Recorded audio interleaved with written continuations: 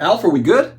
What's going on, sports card hobby family? We are back again. This is going to be a fun one. I did this last week, last Sunday, going through top 10 collectibles, or top 10 cards actually, is what I did last week to show parts of my collection. I've got a pretty big variety of stuff, and so I wanted to show some more of that. I got some requests, hey, do you mind showing some of the other things in your collection that you have, the graded comic books and action figures and the video games and all that sort of thing. So we're gonna add those things in today. So this might be a longer video, but if you're interested in just kind of seeing other types of graded collectibles, what other kind of nostalgia options might be out there for you, this is gonna be kind of just a trip down kind of memory lane for me, picking up certain things, why I picked them up. Some of these are PC type stuff where I don't have any sort of anticipation of them moving up in price, but other things I think will have legs as we move forward in time. And again, I will explain why that is. Before I get started, huge shout out to today's video sponsor, DC Sports 87. If you want to sell cards on eBay, but you don't want to deal with the listings and the packing and the shipping and all the things that come with that, you can shoot it all off to DC Sports 87. They will auction it off for you, and they've got a very quick turnaround time. When you request payment from them, it all happens very smoothly. The other partner, channel partner that I want to talk about here today as well, SlabMags. Guys, not necessarily for every card in the collection, but a lot of us, you might have a $300, $400, $500 card. You might have a $1,000 card. Some people I've seen have 5-figure, 6-figure cards just sitting there without any sort of protection. And it kind of boggles the mind for me a little bit, because from a display standpoint, they've got all sorts of different colors. Of course, they've got gold, black. Here's metallic blue. Here's mint green for that. Oh, that Jason Tatum green prism that you've got. Orange. I know there's a lot of baseball orange refractors. These are friggin' sweet, man. So from a display standpoint, amazing. And then also UV protection. You got expensive autograph cards, and guess what? The slabs don't guarantee any sort of protection on those autos. You don't want autos fading or services fading. So definitely check out my link down below for SlabMags. Use SportsCardDad at checkout code, and you'll get 10% off your order. Don't hesitate, treat yourself. All right, we're going to start with the trading card stuff first. It's not going to be anything that I showed last week. I'm trying to really kind of mix it up here. But the first card that I got to show, my all-time favorite pitcher from when I was growing up, Greg Maddux, of course, played for the Cubs and was an absolute menace playing with the Braves along with Glavine and Smoltz and those Brave teams. I like these. Of course, this is not a rare card. It's that 87 Topps traded rookie card. But it's a little bit tougher to get it in 10 grade, but then it's even more tough to get it in that dual 10-10 grade. So this is kind of one of those, the wood border cards. Guys, this is my childhood. This is everything for me. And so I know that they printed these to death. I know that there's not a ton of value, but I like when you kind of have the 10 grade and then you've got the 10 auto grade. And I'm going to try to pick up more of these types of cards as I move forward. But Maddux, I love his attitude. The guy looks like he could be your neighbor, but then happened to be one of the best pitchers of all time. We'll stick with baseball here, and I've got a handful of these same types of cards going back to the early 2000s. Fleer. I know there's a few different brands. Upper Deck had some really nice baseball stuff that included the on-card autos, but then also game-used type memorabilia. This is a game-used back card, and then of course graded out. These are nice cards, and I find these to be fairly reasonably priced. Now, the Barry Bonds market as a whole, I know there's a lot of people that have bought into Barry Bonds because I try to find kind of deals, if you will, here and there. But of course, with the PEDs, he's probably not going to get voted into the Hall of Fame, or they might put him into the Hall of Fame at a later date. What is it, the council that does that? I'm not a baseball Hall of Fame expert at all. I know he's not eligible the traditional way, but isn't there a way that he could be added in later? I'm not sure. But I don't even know if it really matters, to be honest, because there's so many people that just understand how good this guy was even before he was on PEDs. And then, of course, on PEDs, he broke all the records, a lot of very important records. So anyway, Bonds is one of those guys that I want to continue to pick up as kind of the prices come to me. I'm not going to reach for anything, but I do have a handful of these types of cards, these auto memorabilia type cards. I just really love these. Pop over to Stranger Things quickly here. So we've got the dual auto for Hopper and for Murray. These guys, of course, trying to solve the mystery of what the heck is going on in Hawkins. And these dual autographs are very, very tough to find. There's not a long checklist of these. And when you do see them on eBay, they're priced with huge bins. And I've been buying these really over the last, it's been about 18 months now, 20 months where I've been picking these up as they've come along. I've got a lot of these early on. And so, just kind of cool to get the dual. I've got a couple of the triple autos as well. And again, if you look at the dual and triple autos, it's like 1 out of 3,000 packs or more. Very, very difficult to find. This one is in the upside down set, and it's both of the police officers here with Hopper, the police chief, and then Officer Powell. Again, just difficult to find. And this one's actually numbered to 5. So this is number 3 out of 5. The other one I just showed you is numbered to 10. So they're very, very low numbered. This is my only one. I think this is my only one of one. But this is just a regular card from Series 2. It's the Steve Harrington, the patch card. But it is the 1 of 1 version. You can see it there. So it's the gold 1 of 1. The one thing I wish they did better with these is it's the gold 1 of 1, but it's still a cardboard card. There's nothing special. I wish they had done kind of like some sort of a foil or something here. That would have just made these cards so much cooler. I think that's partly why too they kind of fly under the radar. There's other non-sports TV show, movie type stuff where they did do the cards a little bit better from a quality standpoint, and it shows. And they're a little bit more popular. All right, we'll shift back over to sports cards. We got to go with my guy Brees. I actually just got this grade back here. I've been looking at his exquisite stuff as it pops up. An auction hits, to where the pricing is just right, or I feel like it's a good price. And this is going back to 2009, the Super Bowl year. It is game used, that patch there, and then it's an on-card autograph for him. I don't pick up a lot of that type of stuff because Brees does have a lot of autographs. I'll never buy a Brees sticker auto ever. I don't own any, and I never will. Just because he's starting to get to where he's going to sign more and more as he ages up. So it's not, I don't need any more Brees autographs. I've got a bunch. Speaking of Brees autographs, Flippin' Steve sent my son a Brees autograph, his very first autograph. I'm going to talk more about that in tomorrow's video, but that was really cool. I'll kind of share what he had sent and all that stuff, so that'll be coming. This is a card that I actually bought from Flippin' Steve. It's a 2000 Game Gear, again, kind of that on-card autograph for Brees, but this is actually a rookie card, 2001, Game Gear autos. And of course, Upper Deck stuff, you can't really beat it. I bought this from Steve going back a couple of years. Great card.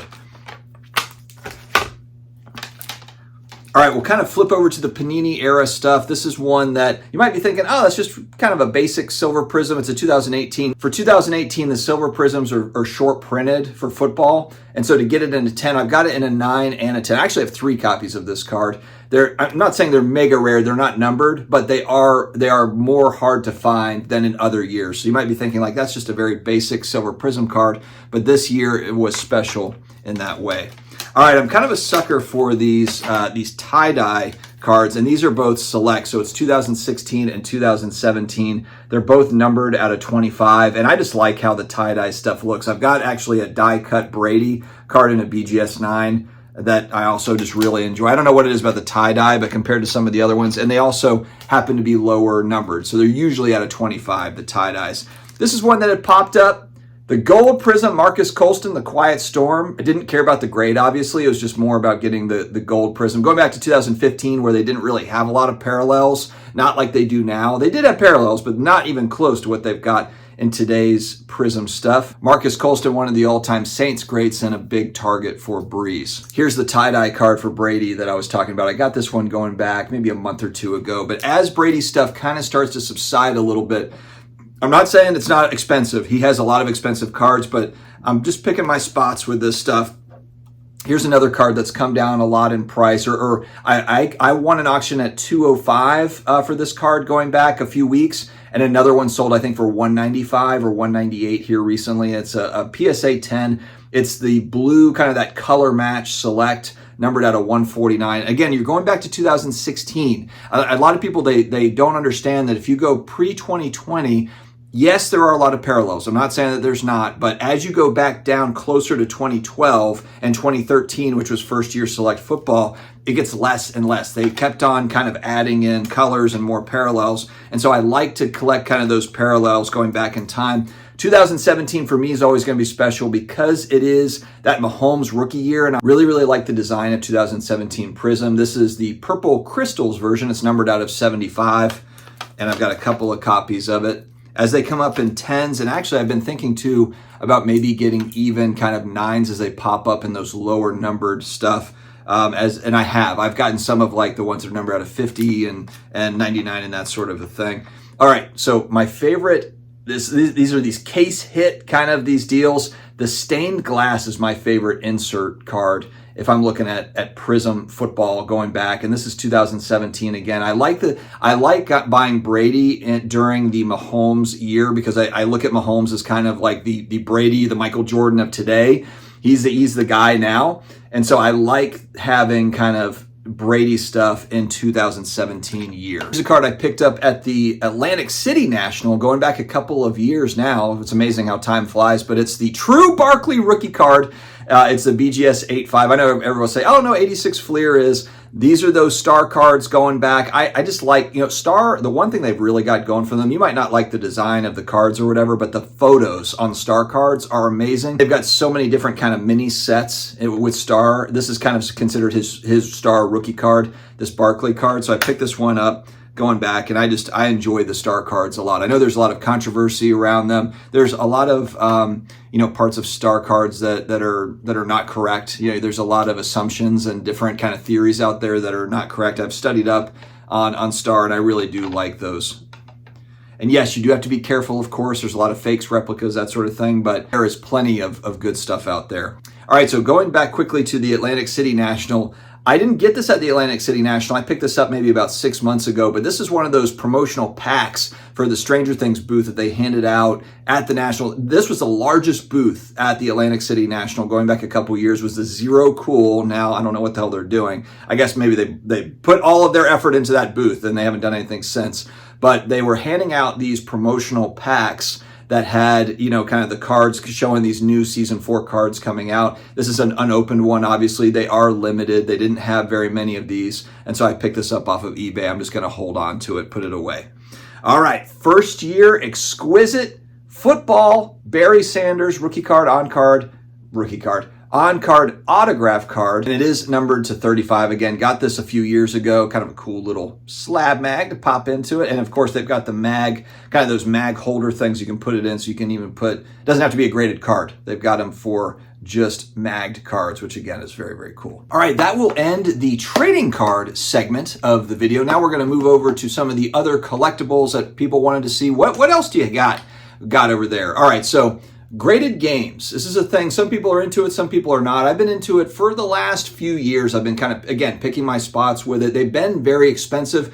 They still are, depending on the game, but they have come down quite a bit from some of the all-time highs, just like trading cards have. Final Fantasy. This is kind of that one of the first. I don't want to say the first, but for the original Nintendo that I grew up with, this was kind of that original RPG role-playing game. And a lot of games have been modeled after this original game. This is a sealed copy of that game, which carries a premium. Now, it's kind of a lower grade, mid-grade. It's a 5.5, and it's got a C+ graded seal. So this is not a pristine sealed copy, but that's okay. I didn't necessarily want to have like the perfect pristine sealed copy. Yeah, very, very expensive. Thousands, maybe even into the 10,000s. If we were talking about a high graded sealed copy of Final Fantasy, just very, very expensive as the kind of the quality of the seal and everything goes up. But again, for me, it's the nostalgia of those early NES games. I was coming in right as Atari was kind of wrapping up, so I didn't play a lot of Atari. I had buddies that had that system. I do have graded Atari games as well, really for the history. This is kind of like one of those, didn't see Mantle play, but I still like the idea of owning some sealed games from really the original console Atari that took off. I know they rose and they fell, but without Atari, there wouldn't be Nintendo probably, because of the success that Atari had. It opened doors. A game that I had, again, the black box Nintendo games I collect. This is CIB, so this is complete in box. It's not sealed. It's not a sealed copy. Again, if you're buying sealed copies, they are a lot more expensive. For the complete in box means it's got the original box, which is graded. There's subgrades on all this. So you got the original box, you got the cart that actually went into the console, the manual itself, and then they give an overall grade. So kind of like with BGS, they'll give you subgrades on these. And so this one, is it a 5.5 or a 6? It's a 6.5. Depending, it's kind of like books, first edition books. So kind of, if you have like that first edition, that first release Excite Bike, it's going to be a lot more expensive than the 4th or 5th release of the game. And they have it broken down to where, the game came out in 1985 and they were still releasing it going into, I think, like late 86, maybe early 87. Those are later versions, and those later versions are going to be less expensive than the first print. So the early prints, kind of those early releases, are going to carry a premium. I've got quite a few starting lineups. I've got Bobby Hebert, I've got Bo Jackson, but I do have a couple that are AFA graded. AFA is really kind of the main grading company for action figures, and this is one of those early Barry Sanders starting lineups. And I just remember, look, this is me going back to the early 90s, late 80s, early 90s to Toys R Us.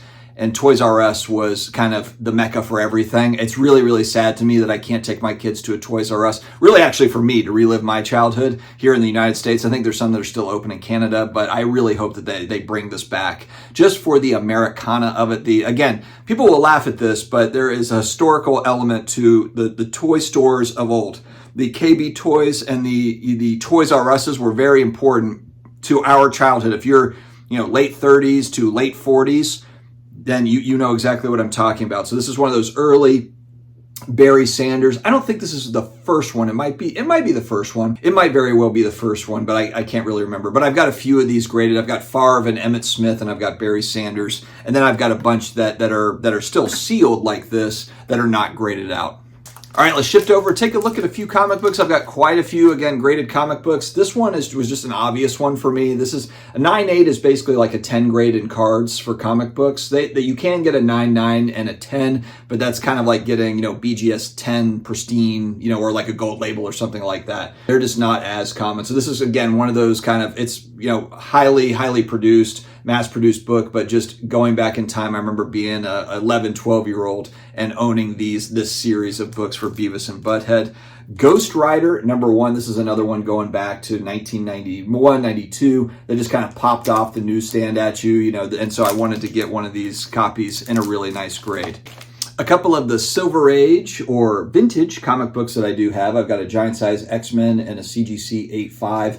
I'm a Hulk guy. I almost pulled the trigger very, very close recently on setting up kind of a plan to buy a Hulk 1. This is a Hulk 4, but there's just something about the story that just, I don't know. I just really love the Incredible Hulk, but Incredible Hulk #1 is on my big bucket list. And I really like collecting kind of these early Hulk books, more so than I would like a Spider-Man, for example. And X-Men is also one of these. This is the 1975 version, not the 1963 X-Men one. This is kind of the reboot, if you will. This is the first appearance of Nightcrawler and Colossus and Storm and those folks. And to round out comics, I'm a huge Spawn guy. Going back in time, this is a re-release of Spawn 1 that came out in 1997 that was limited. So the first Spawn comic 1 that came out in 92 was, I think they sold 5 million copies of it. They sold a ton of them. This is the 1997 version that they had brought out of Spawn #1 that was very limited. It's signed by Todd McFarlane, the artist there.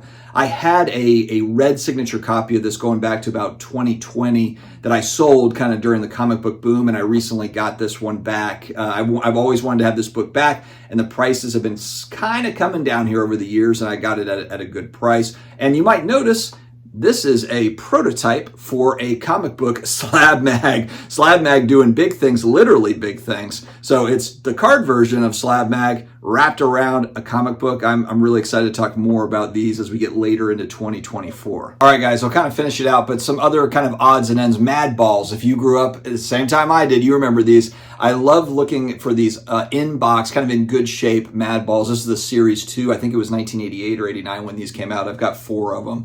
But I'm always looking for the Series 1 in good shape. And they do have them. They do pop up, but they're very expensive. I'm not looking to spend hundreds of dollars. But as they do pop up at a good price, Mad Balls was something that was always kind of fun as a kid. We all had them, me and my buddies. And other kind of, action figures and those sorts of things that pop up, I'm always looking. I've got some of these first year, these 1988 is when these came out, when Ninja Turtle action figures came out. And you've got different variations. There's Fan Club, kind of different variations that are worth more. This is just the regular one. For Shredder, there's a Casey Jones one, Series 2, 1989, that I really want to have. And again, these are just nostalgia things, but I've got all the Ninja Turtles that are sealed in here. And I'm thinking about sending them to AFA to get graded. It's just one of those things I just haven't gotten around to. But as you can see, I've got kind of a lot of variety of different things. A lot of it's nostalgia based or it's historical. I've also got like old leather. I've got a couple old leather football helmets that I got actually going back a couple years at a National. It was amazing. I met this guy at the National and he had old like 70-year-old footballs and things like old basketball. And he actually lived near me. So I met him at the National in Chicago, going back a few years. And I was thinking like, how am I going to ship, you going to ship this or what? And he's like, no, I don't ship anything. And I asked him where he's located, and it was literally 30 minutes from my house. Small world. So it worked out. And so the main reason I wanted to make this video is because I know a lot of people collect sports cards, of course, but a lot of people collect a lot of different things. I ran a poll on my channel, and not necessarily anything I talked about with action figures or games, but people collect coins. They collect this or that or whatever. There's a lot of variety of different collectibles out there. And I will point you to actually Hakes Auctions. Hakes Auctions has about 4 days left on their March premiere auction. There's all sorts of different things, different collectibles that I thought there was like an Abraham Lincoln flag or something that was there, old historical presidential stuff. It's an election year. And so that Hakes auction, I'll put a link in the video description to check it out. But there's all sorts of different things that you might not have even thought of that are pretty cool to have. All right, guys, that is all I've got for today. We will be back. Thank you very much for joining me. Stay healthy, stay awesome, and I will talk to you again later.